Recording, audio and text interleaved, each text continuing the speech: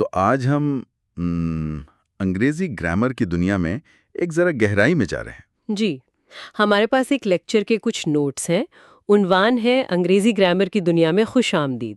اور مقصد یہ ہے کہ اس کی بنیادی باتیں سمجھے، خاص طور پر ہم اردو بولنے والوں کے لیے یہ کیوں اور کیسے اہم ہے۔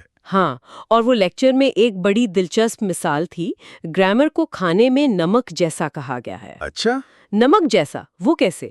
یوں سمجھیں کہ تھوڑا سا نمک ضروری ہے ذائقے کے لیے، ہے نا؟ ہاں بالکل۔ لیکن بہت زیادہ ہو جائے تو کھانا خراب۔ اور بالکل نہ ہو تو بھی مزہ نہیں۔ گرامر کا وہ یہی حساب ہے، بہت زیادہ اصولوں میں الجھ جائیں تو بولنا مشکل۔ اور اگر بالکل دھیان نہ دیں تو بات ہی سمجھ نہیں آتی۔ صحیح۔ جی، مطلب کمیونیکیشن وہ متاثر ہوتی ہے۔ تو یہ تھوڑا سا نمک یعنی گرامر، ہاں، یہ آخر ضروری کیوں ہے؟ لیکچر میں جیسے مثال دی تھی، آئی ایٹس مینگو۔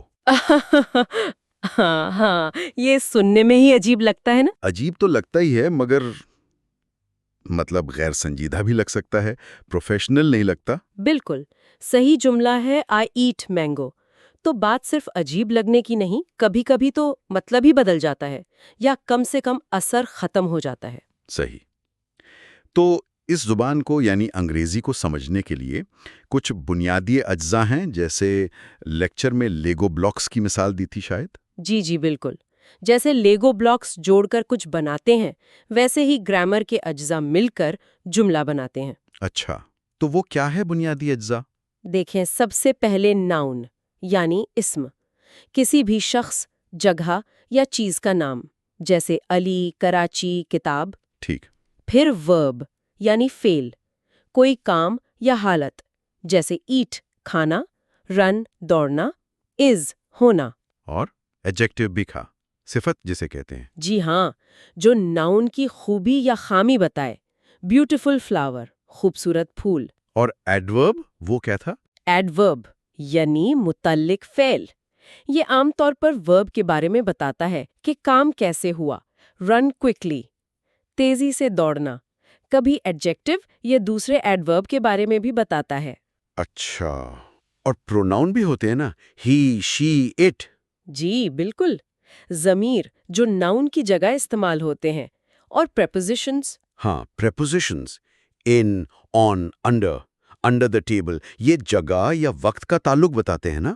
ہے نا، جیسے ان دا روم یا ایٹ 5 PM۔ تو یہ سب مل کے جملے کا ڈھانچہ بناتے ہیں۔ اور اسی ڈھانچے میں ہم اردو بولنے والے اکثر کچھ گڑبڑ کر دیتے ہیں۔ لیکچر میں ذکر تھا I am going to home. ہاں، یہ بہت عام ہے، بہت لوگ بولتے ہیں۔ یہ غلط کیوں ہے ویسے؟ ٹو کیوں نہیں لگتا؟ اصل میں ہوم جب اس طرح استعمال ہوتا ہے نا، تو وہ صرف ایک جگہ نہیں بلکہ ایک منزل، ایک سمت کا تصور دیتا ہے۔ اس لیے وہاں ٹو کی ضرورت نہیں رہتی، بس آئی ایم گوئنگ ہوم۔ اچھا، یہ تو ایک ٹیکنیکل بات ہوئی۔ اور کون سی عام غلطیاں ہیں؟ ایک اور بہت عام غلطی ہے سنگولر سبجیکٹ کے ساتھ ورب میں ایس نہ لگانا، جیسے شی لائک آئس کریم کہہ دینا۔ ہاں، وہ ایس والا مسئلہ میرا خیال ہے یہ بہت ہوتا ہے۔ صحیح تو شی لائکس آئس کریم ہے نا؟ جی بالکل، یہ چھوٹی سی چیز لگتی ہے مگر بہت اہم ہے۔ اور وہ اے اینڈ دا کا استعمال، وہ بھی تو ایک مسئلہ ہے، کیونکہ اردو میں ایسا کچھ ہے نہیں۔ ہاں، یہ آرٹیکلز کہلاتے ہیں۔ ان کا فرق سمجھنا ضروری ہے۔ آئی سو کار نہیں ہوتا، یا تو آئی سو کار یعنی کوئی بھی ایک کار دیکھی، یا پھر آئی سو دا کار، مطلب وہ خاص کار جس کا شاید پہلے ذکر ہوا ہو یا سامنے ہو۔ بالکل، یہ بتاتا ہے کہ بات کسی عام چیز کی ہو رہی ہے یا خاص۔ اس کے علاوہ جملے کی ترتیب یعنی ورڈ آرڈر۔ ہاں، یہ بھی ایک بڑا فرق ہے۔ اردو میں تو ہم کہہ دیتے ہیں میں کل بازار گیا تھا، یا بازار میں کل گیا تھا، یا کل گیا تھا میں بازار، مطلب پھر بھی سمجھ آ جاتا ہے۔ جی۔ لیکن انگریزی میں I went to the market yesterday, یہ ترتیب ضروری ہے۔ بہت ضروری ہے۔ آپ yesterday I market went to نہیں کہہ سکتے۔ نہیں، وہ تو بالکل ہی عجیب لگے گا، بے معنی ہو جائے گا۔ صحیح۔ تو انگریزی میں الفاظ کی ترتیب یعنی اسٹرکچر کافی پکا ہوتا ہے، اس پر دھیان دینا پڑتا ہے۔ تو اتنے سارے اصول، اتنی باریکیاں، یہ سب رٹنا پڑے گا؟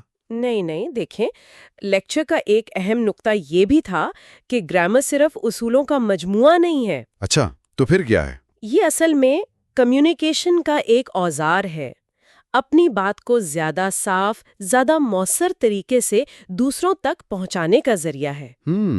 مطلب اسے بوجھ سمجھنے کے بجائے ایک ہنر سمجھیں جو ہمیں بہتر بات چیت میں مدد دیتا ہے۔ بالکل، جب اس زاویے سے دیکھیں تو گرامر سیکھنا بوجھل نہیں لگتا، بلکہ طاقت دیتا ہے، اعتماد بڑھتا ہے کہ ہم جو کہہ رہے ہیں وہ صحیح سمجھا جائے گا۔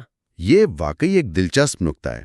تو سننے والوں کے لیے سوچنے کی بات یہ ہو سکتی ہے کہ جب بھی وہ انگریزی میں کچھ بولیں یا لکھیں تو صرف الفاظ نہ دیکھیں، بلکہ یہ دیکھیں کہ وہ الفاظ آپس میں جڑ کیسے رہے ہیں، ان کی ترتیب کیا ہے، کیا وہ مل کر وہی مطلب دے رہے ہیں جو آپ دینا چاہتے ہیں۔ صحیح۔ اور وہ لیکچر کے آخر میں ایک جملہ تھا کچھ مذاق والا۔ ہاں، وہ تھا، گرامر سے ڈر نہیں لگتا صاحب، امتحان سے لگتا ہے۔ لیکن اس میں ایک گہری بات بھی چھپی ہے۔ جی، شاید اصل ڈر اصولوں کا نہیں، اس بات کا ہے کہ ہماری بات غلط نہ سمجھ لی جائے یا ہم اپنی بات ٹھیک سے کہہ نہ پائیں۔ بالکل، تو گرامر کا مقصد امتحان پاس کرنا نہیں، بلکہ اپنی بات صحیح پہنچانا ہے۔ اس پر غور کرنا چاہیے۔ ضرور۔